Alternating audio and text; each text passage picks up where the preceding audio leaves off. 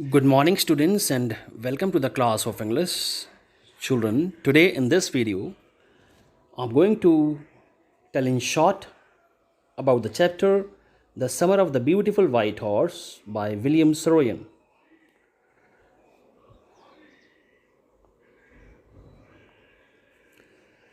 First, let's talk about William Saroyan. You can see how William Saroyan looked in 1970s.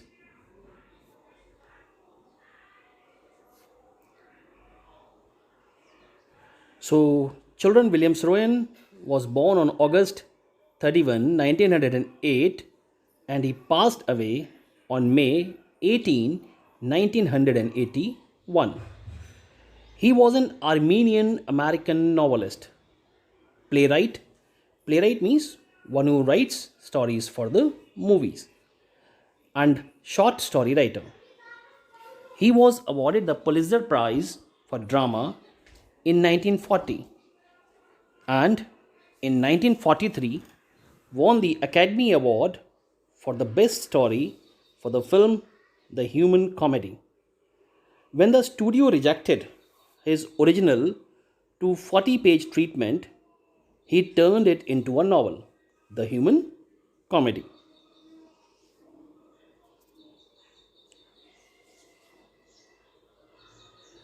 If we talk about his notable works, so first which comes in the list is The Armenian and the Armenian in the year 1935.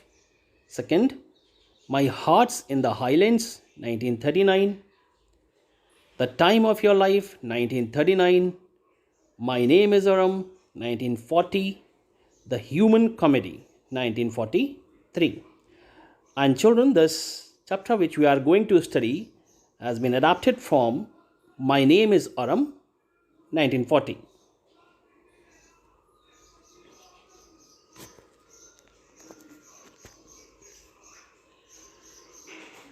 So, children, The Summer of the Beautiful White Horse is written by William Saroyan.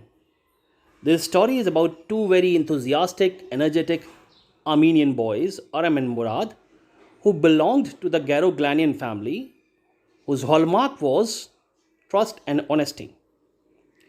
They are poor and can hardly earn money for food, but they had a cherished desire to ride a horse. Murad had stolen a horse from a farmer a month ago. One early morning, he brought it to the window of Aram and asked him to come along for a ride. They rode the horse for many days when Aram gets to know that the horse is stolen. But he gets shocked, but discounts the stealing in his mind. Why he discounts the stealing in his mind? Because their tribe was known for trust and honesty. One day, the owner of the house, or John Byro, comes to his house to complain about his missing horse to Uncle Khusro. But you know Uncle Khusro, children, as I explained to you, the same dialogue, pay no attention to it. It's no harm. One day, on their way back to hide the horse on the deserted vineyard, they meet the owner and feel guilty at the end. And the next morning, they return the horse back to the owner's barn. So, children, this story just explains to us the importance of the trust and honesty which the Garoglanian tribe had with them. And the children were brought up in that atmosphere. So, they also had the importance of trust and honesty. Although they were enthusiastic about riding the horse, but at last, the important thing, the thought that they were guilty, came in their brain and they returned the horse back. So, children, let's study the summary of the beautiful white horse.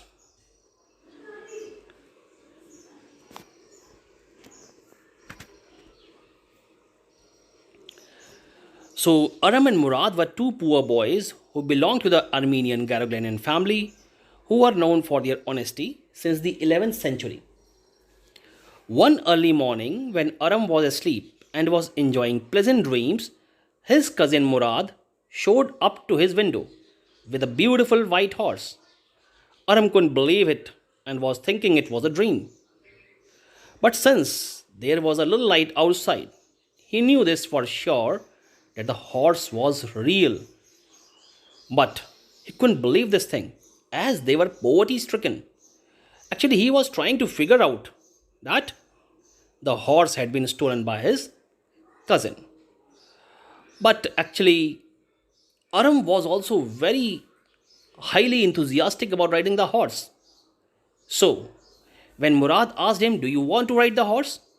So Aram quickly wore his clothes and jumped out of the window and sat behind the Murad on the horse.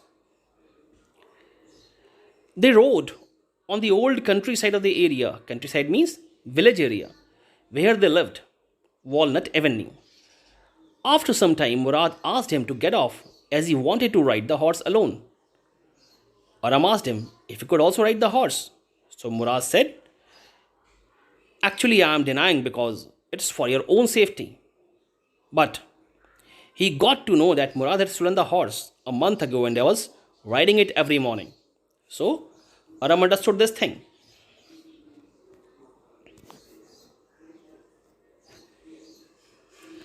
When Aram got his chance of a ride, the horse took him to the vineyard and threw him off and ran away. After searching for 30 minutes, Murad finally managed to find the horse, and they hid him in a deserted vineyard that had some oats and alfalfa. And children, here comes the comedy. When Murad got the horse, he was actually not worried about Aram, that as he has fallen down from the horse, he was more worried about the horse. Then, children, here we get to know about the crazy streak of Aram. What he used to say? "I have a way with everything, and especially horses." He knew how to handle every type of animal and also humans. Every morning for 2 weeks, they would take the horse for a ride and then hide it again. One day, John Byro came to Aram's house to talk to his uncle Khusro, who was an irritated and loud man who shouted at almost everything. Second character, Uncle Khusro, who had the same crazy streak which Murad had. So one day John Byre came to Aram's house to talk to Uncle Khusro, but he started shouting. Byro told him that he has lost his horse, whom he bought at $60. For 1 month he couldn't find it and he walked for 10 miles to come to their house in the city, as he was living in the countryside. So Khusro roared at him and told him, "It's no harm. Pay no attention to it." Byro became irritated by his attitude and he went away.